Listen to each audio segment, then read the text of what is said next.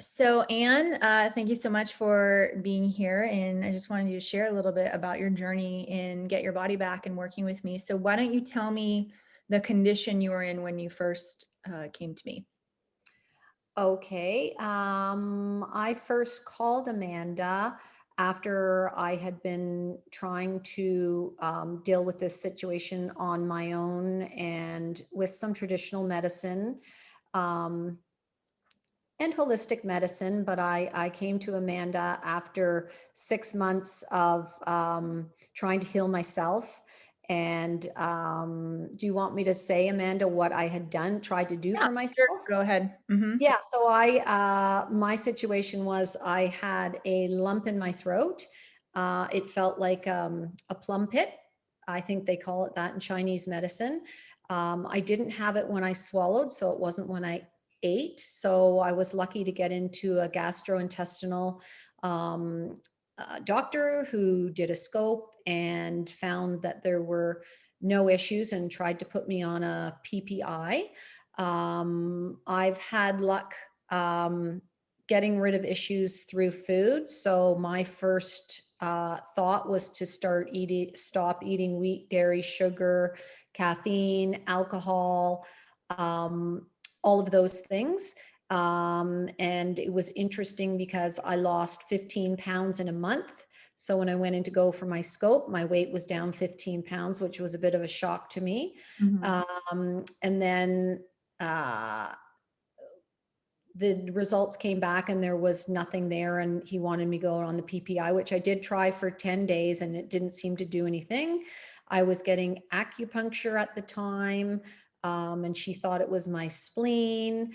I had researched people on the internet, which my husband wasn't very happy about, but I ran across a guy, Christian Nix, who was an acid reflux guy, and he had some interesting information. And I ran across Dr. Josh Axe, and I went through that whole program. And I ended up going to get on CBD oil. And the doctor who I saw had had SIBO and told me that's what I had, and to take 4 HCl pills before every meal, which sent me into a tailspin. And then that was 6 months, and that was a lot of, I was getting very disheartened. I was beside myself. Hmm. And then I came across a webinar that Amanda had done about reading hair analysis and how important that is. And I had a hair analysis in 2014, which I still had, and I pulled it out, and it meant nothing to me. And Hmm. I had only scratched on it what the doctor had told me to take some trace elements. Hmm. And that was it. So I did have some background and understood when Amanda was talking about how important it was to read the tests. That hit home with me. Hmm. And then I called you, Hmm. Yep. and I'm sure you heard in my voice that I was at my wit's end, Yes. because I feel that I've been a healthy person my whole life. I've eaten healthy. I do a lot of exercise. So it was very frustrating for me not to be able to fix it on my own with food. Hmm. And so we talked, and I felt very um, confident in what you were telling me, that we would be able to get to the bottom of it. Yeah, yeah, and I made a commitment to you that I would do my best, right, to try to help you. And I think I remember you saying that you were a good judge of character, and you were very convinced that I would not quit on you and make sure we got to the root of the problem. Yes, and it's very interesting. I am intuitive, and I could tell from one conversation that we had, and it was quite a long conversation, and you didn't shut me down, and you gave me a lot of time, even though I was in Canada and you were in Santa Barbara. And you weren't the first person to tell me that you could heal me. Everyone that I went to told me they could heal me. Right. But for some reason, I did feel confident. I did feel confident that you could help me. And I don't know why that is. I still feel like we have a great connection with our personalities or whatever it is, but I felt confident that you would help, and Yeah. you did. Yeah. So the process was we tested your hair, but we also did a GI map, right? We did a stool test, and I emphasized, and you were kind of like, well, I've done them before, but I explained how this was different, right? It was a DNA based stool test.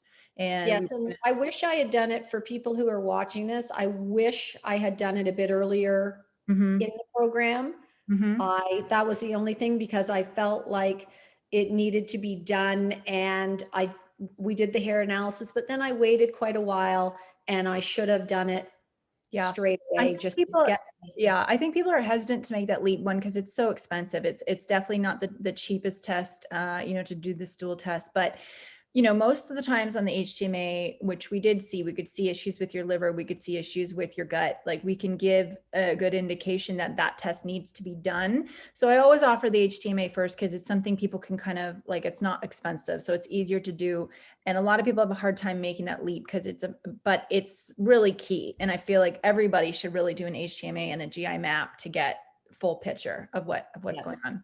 So we found, so I said, to you, well, SIBO is never a root cause, right? It's always a symptom of a bigger problem. And there's something else, if you do have SIBO, that's driving it. But just to say that it's SIBO and try to fix that, you can never fix SIBO unless you get to the root of why. So I had a pretty good feeling there was something else driving all of the issues. And so we did the GI map, and what did we find?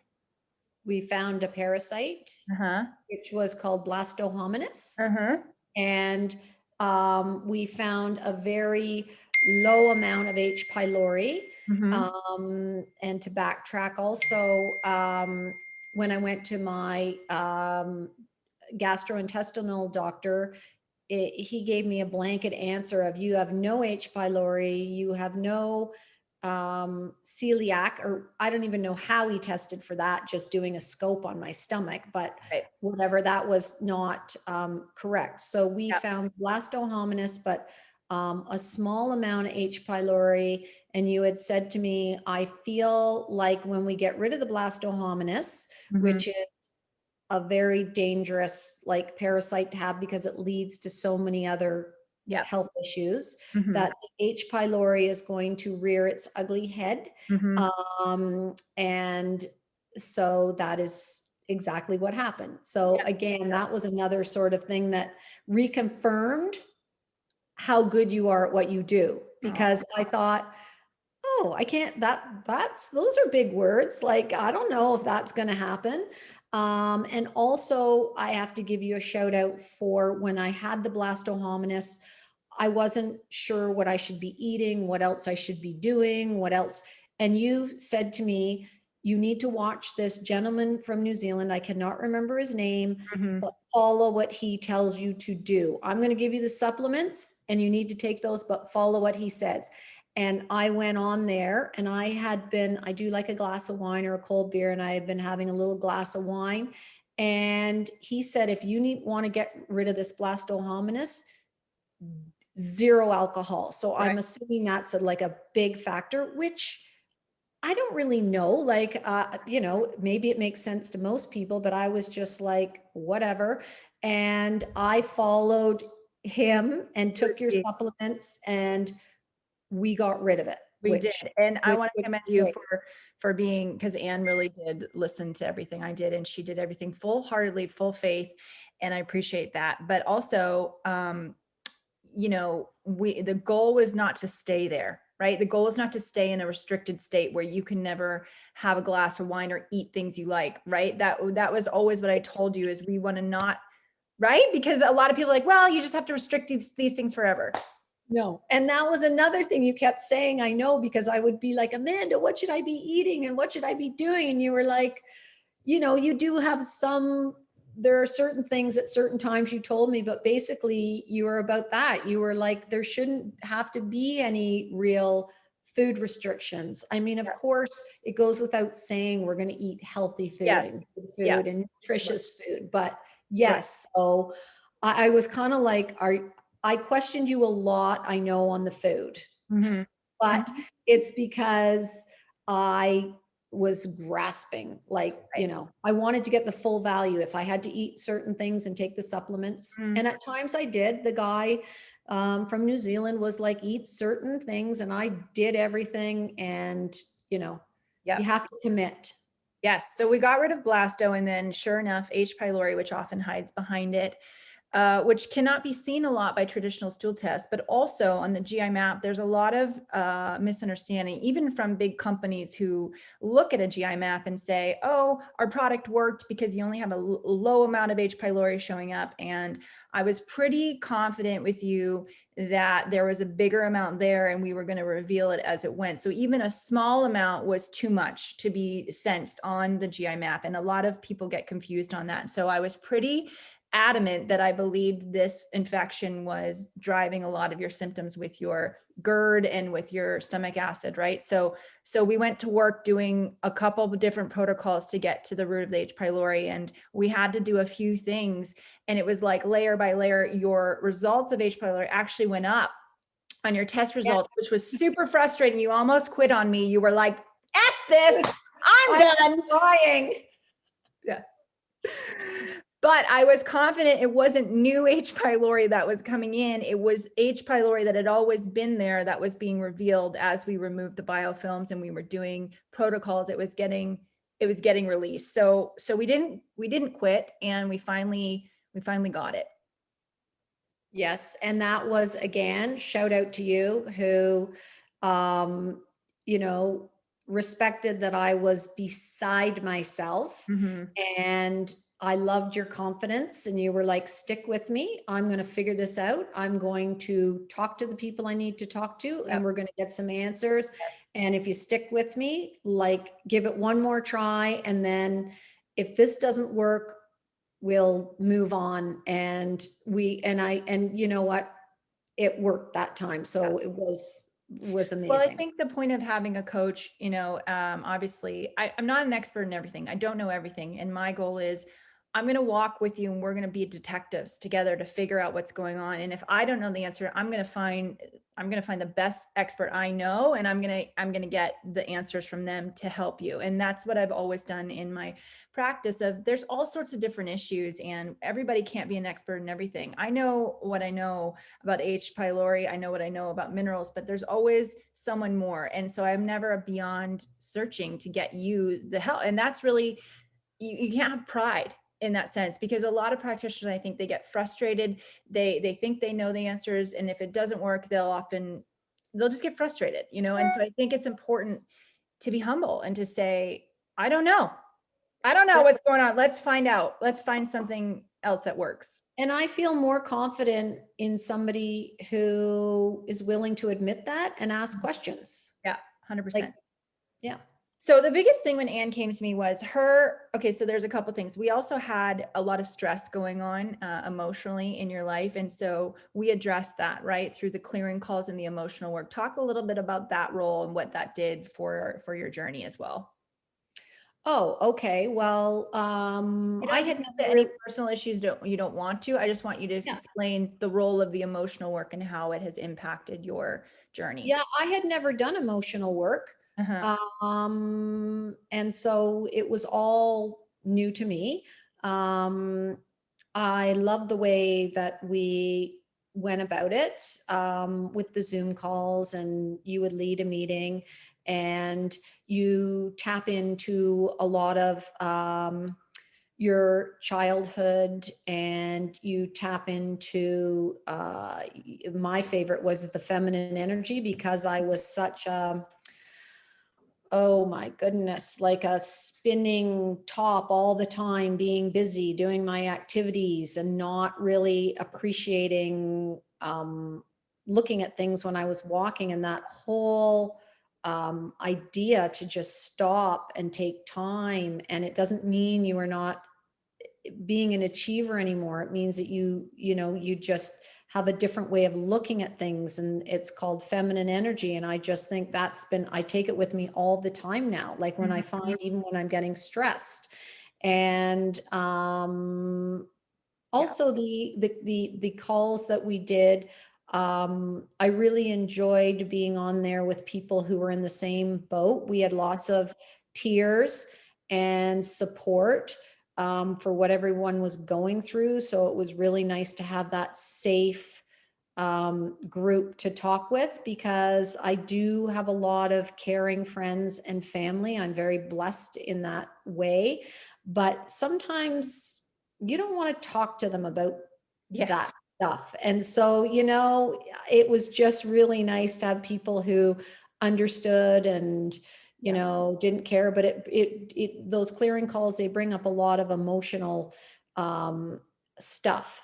Yes, and I think that's the power of a group program, and some people can be intimidated by that because they don't want to, air everything out for everybody, but it really becomes an intimate group of really feeling safe to be able to share, and then yes, the like-mindedness of other women to feel like you're not alone. I think that's a huge part of support in the program. So awesome. And the other thing with Anne is she really loves her active lifestyle. She really loves biking and hiking and snowshoeing. I mean, what cross country skiing, what is it?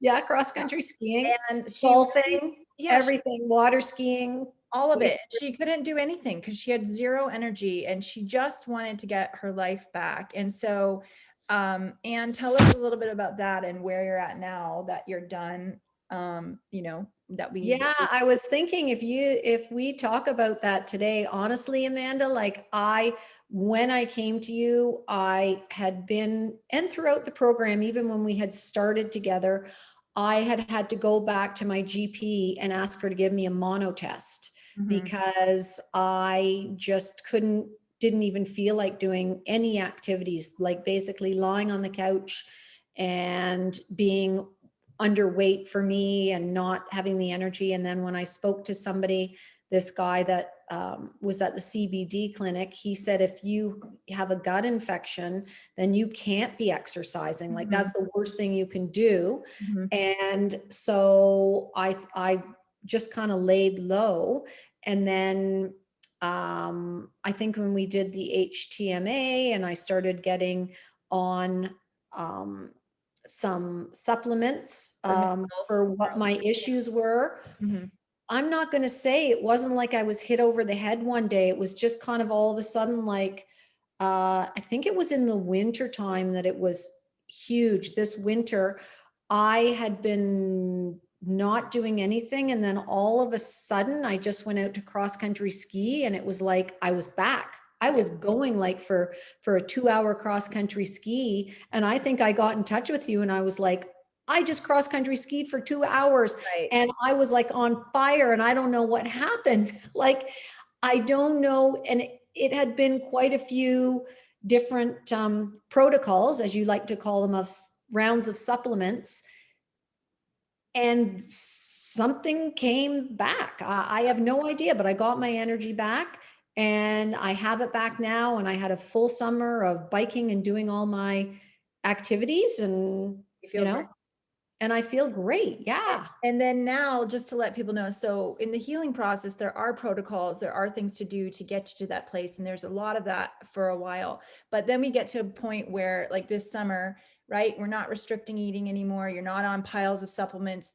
Talk about that, how you've just kind of found a place and you're okay. You're okay because you're not in the crisis mode anymore. Yeah. So when I started feeling better, of course, I think we also talked about this, Amanda. My appetite obviously increases when you're cross country skiing or hiking for 3 hours or doing fairly intense exercise. Your body needs more fuel. And so I had gone from, I mean, I ate, but I clearly wasn't eating a lot. And my body obviously wasn't receiving the nourishment because I would eat meat and I wouldn't put on any weight. Right. That's So the nature of then when my H. body, I started the exercise, then I noticed my body was starting to put on weight and then I was eating, I was hungry. So I would eat like Ezekiel bread or whatever. I would eat that stuff. And you were like, just go for it. Like, just, eat it. And then my weight came back on and sorry, I can't remember exactly. What else did you want me Well, to we talk? just, well, the whole point is like the reason why you were struggling with energy, weight, all of it was there was an infection that was keeping you from absorbing nutrients from your food. So even though you were eating, you weren't getting the minerals and the nutrients. The minerals run the energy in the mitochondria of your body. So without that, you had zero energy, your adrenals were zapped, and you couldn't do the things you love. So there was a process to getting there. But the goal was not for you to stay on supplements and restricted food forever. The goal was to heal, to get to the point where you could live your life and not be consumed with taking piles of supplements every day and never eating anything you love, right? Right. So we got to a point where after I got the energy back and was feeling better, and we got the acid levels kind of leveled off, we cut back on the supplements. And as you said, like I'm on beef liver, that's not a supplement. That's more like a food because Exactly. I eat the liver. Right. Yeah, I'm on minimal stuff and feel great. And I'm staying with Amanda because I want to have it monitored. I'm 57 years old. I want to make sure that what I'm doing after going through this whole 2-year process is going to take me into healthy, later years. Yeah. So And that's just a good picture of showing, it doesn't always have to take people that long, but the point is that each gut infection we had to do one at a time. And, it takes a process, and you had a very serious H. pylori infection. So it took a lot of protocols. So this isn't a fast fix. We're not doing it and in and out within a few months. And unfortunately, that's just not the way that it goes when you're really in a sick state. You've got to do it in layers. We have to be patient, and we have to let the body lead, because you cannot push too hard, because oftentimes people feel more sick at that point and then they don't want to continue because they feel awful. yeah, it's a roller coaster ride, no question. Mm-hmm. Yep. And yeah, when I say 2 years, that's basically, you know, sometimes you have to give yourself extra time because, as you mentioned with the H. pylori, that took me 3 protocols Yep. of different stuff, and that takes time, So you Yep. do So need patience for sure, and that's the thing. Um, if there was a pill for the way you feel, wouldn't that be great? But there's not. well, people try, but it doesn't really Try. solve the root. And then it often causes other complications just to try to pop a pill. Well, Anne, it's been such a pleasure working with you. I really have Hey, loved it. And, I love that you never gave up and you kept pushing. And I'm just so thrilled to see you living your life and enjoying yourself, because I think that is the point, to get away from being consumed with your body and your health, and just to show up, and also learning along the way how to set boundaries in place to protect your health from getting into that state again. That's been a huge lesson for you to learn, and I'm really proud of you. thank you. Well, thank you. My gosh, you're the best. Thanks so much. You are. You're so humble and so just terrific to work with. So we'll continue. Thanks. Awesome. All right. Well, thanks for sharing with everybody. And if anyone has questions about Get Your Body Back, we'd love to have you. All right. See you later.